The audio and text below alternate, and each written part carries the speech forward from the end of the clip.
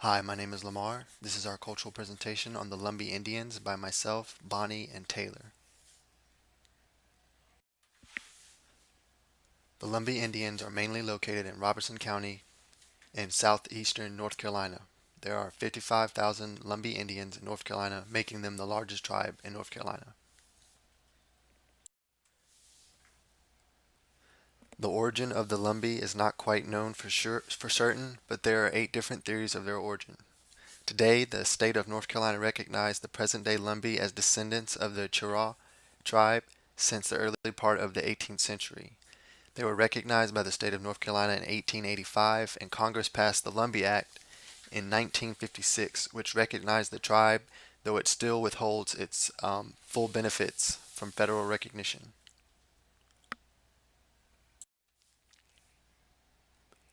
The first theory is the lost colony theory, stating that the Lumbee Indians are descendants of the lost colony of Roanoke.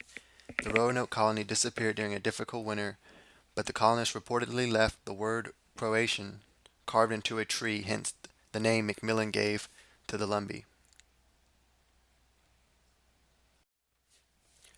Many types of civil records and historic documents led Dr. Paul Hine and Dr. Virginia DeMars to believe that the Lumbee were a politically invented tribe descended from the mulattoes, who were African American male slaves and European women.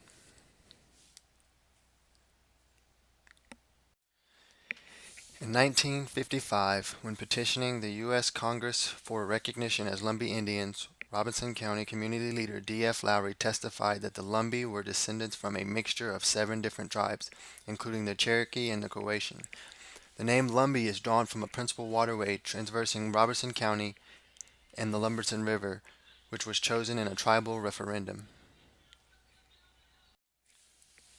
Located in Robertson County, Hope County, Cumberland County, and Scotland County, the Lumbee River, which is the economic, cultural, and political center of the tribe, have been faced with the difficulty of proving their heritage and gaining recognition. As Indians, they get to enjoy the rights, privileges, and immunizations as North Carolina and U.S. citizens. Christianity is the primary religion due to the influence of European and Africans. It is documented that the influence of Christianity is not the same experience for the Lumbee Indians as it was for most Western Indian cultures. In most analysis of the subject, conversion was the work of missionaries, government agents, and boarding schools determined to kill the Indian, save the man.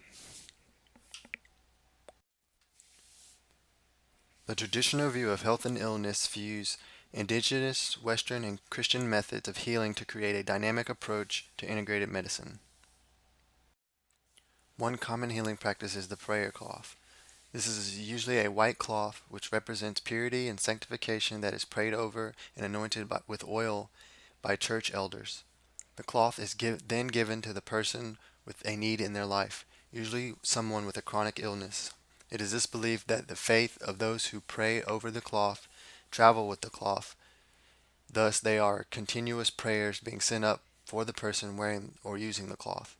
The cloth also serves as a reminder that the person using or wearing it, that the community is praying for them and that God is able to heal them from whatever ailment they are afflicted with. Taking to the altar or laying of hands is not used by everyone in the community. It comes from Christianity and is believed that those with the gift of laying of hands are anointed by the Holy Ghost or the Spirit of God. Usually when someone is laying hands on the sick, they anoint them with the oil and pray. Many times they command that the ailment flee from the person's body. Health maintenance and disease prevention. Blowing fire is a practice that is not used by everyone in the community. However, those families that are considered to be more traditional still use it today. This method involves the healer and the affected person. Usually the healer is thought to possess a gift from God that allows them to blow or talk directly to the energy that is causing the burn, cough, or wart. The healer blows or talks over the infected area either by blowing in the person's mouth, on the burn, or the wart. Sometimes the healer prays a Christian prayer, and other times they pray a non-Christian prayer that is not recognizable or understood by the spectators. To help treat in order to stop a nosebleed, It's common practice for someone to read Ezekiel 16:6-9. In order to treat chicken pox, some Indian parents could not afford to bring their children to the doctor, so they placed the children who were infected in a chicken box in a coop and allowed the chicken to jump over the child's head, which is a faith-based practice that many elders describe as the only method to cure the infection when they were growing up. In order to treat shingles, when someone was diagnosed with shingles, they then used the blood of a black chicken that was spread over the infected area. Once the blood was dried, the individual prayed, and then the blood was cleaned away. Some people in the community have prohibited it against this method because it involves sacrificing an animal for its blood. When it comes to a rusty nail, this practice has fallen out of favor, but because most people have gotten vaccination these days. However, stepping on a rusty nail was once a common problem because many Indian people worked in agriculture barefoot and were often exposed to rusty nails that were laying outside in the fields or in tobacco barns. The person preparing the remedy combines corn cobs, chicken feathers, and kerosene in a bucket and ignites a fire. A wool cloth is then placed over the bucket so only the smoke is visible. The injured person then places his or her foot over the bucket and allows the smoke to purify the wound. For insect stings, a person either could chew on tobacco and then spit out the tobacco juice on the inflamed area. The Lumbee Indians are past and present oriented, and over time their social organization has transformed due to the outside influence of the United States. It is believed by many Lumbees that there were no gender roles, that one could be a woman and have the spirit of a man. Over time, they began to follow the same gender roles as the English. Therefore, men were providers and women the homemakers. They were sharecroppers and had the same rights as slaves, which were few. They have very diverse, close-knit families. They all consider Robinson home even if they move away, making communication very important within their tribe. From the late 1800s well into the 20th century, the Lumbee were employed mostly as farm laborers and sharecroppers and occupied a depressed social status in a society dominated by white farmers and landowners. Beginning early in the 20th century, the modernization of farming in the region reduced labor demands, resulting in unemployment and underdevelopment for the Lumbee. In the 1960s, industrial development in Robertson County offered some hope. Most Lumbees, however, were not able to take advantage of the new job opportunities as they lacked the necessary skills and educations from separate but equal schools.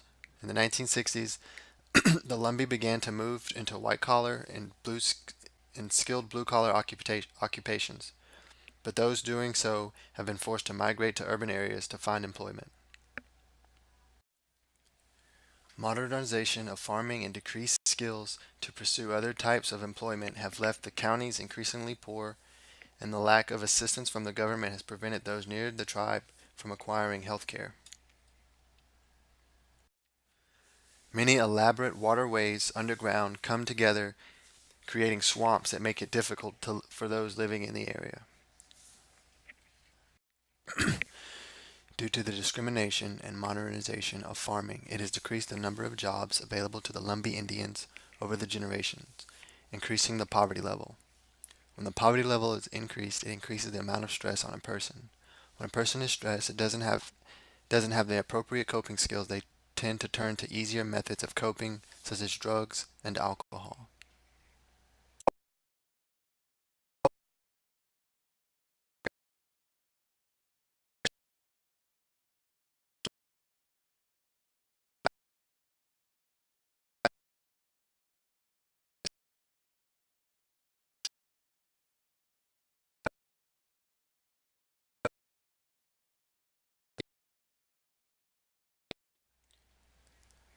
Though it is a common assumption about the prevalence of alcohol abuse among Native Americans, it is much more lower in the Lumbee tribes.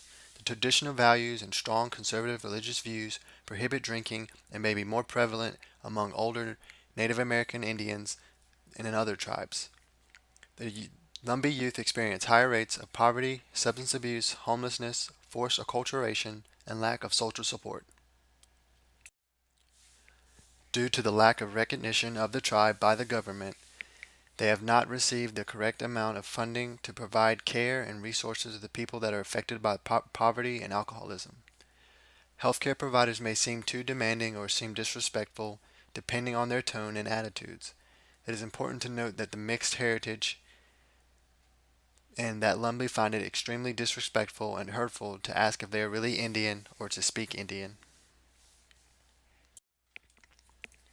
This now concludes our presentation. Thank you for taking the time to learn about the Lumbee Indians.